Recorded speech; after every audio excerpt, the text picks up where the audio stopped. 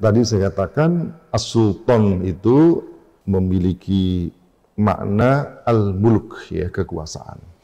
Nah, kekuasaan yang dimaksud adalah sultanan nasiron, yakni nasiron li kitabillah, menolong kitab Allah, wali hududillah, terhadap hudud-hudud Allah, wali faraidillah, dan juga fardu-fardu Allah, wali iqamati dinillah, dan juga terhadap menegakkan agama Allah Subhanahu wa taala.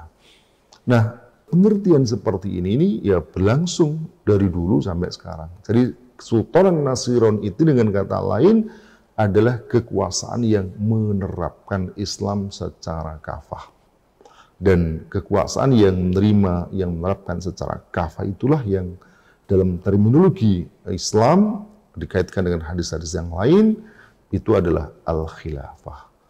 Nah, kalau ditanyakan sekarang seperti apa, ya sekarang tidak ada ya kekuasaan yang nasiron di kitabillah ini, ya tidak ada.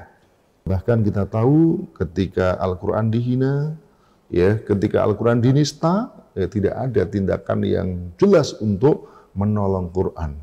Quran paling-paling hanya dijadikan sebagai sumpah. Jadi kita lihat di pengadilan, Masya Allah, hakim ketika hendak persidangan, ketika hendak dibuka, para saksi itu disumpah dengan Al-Quran. Tetapi begitu keputusan dilakukan, maka sama sekali Al-Quran tidak dibuka, tetapi justru kitab peninggalan penjajah yang diterapkan. Demikian juga para pejabat, ya mereka bersumpah demi Allah, dan di atas kepalanya ditaruh Al-Quran. Tetapi Al-Quran hanya sebatas digunakan sebagai sumpah, dalam kehidupan nyata tidak diterapkan.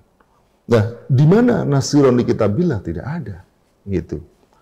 Bahkan terminologi dalam Islam, dalam Al-Quran itu malah kemudian dipersoalkan.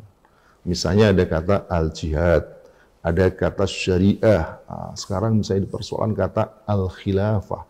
Padahal itu adalah terminologi dalam Islam.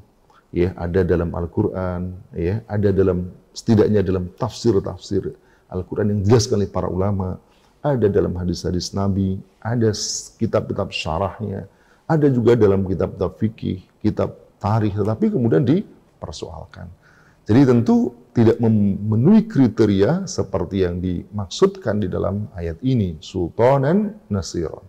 Sekalipun mungkin pemegangnya adalah orang Muslim, ya.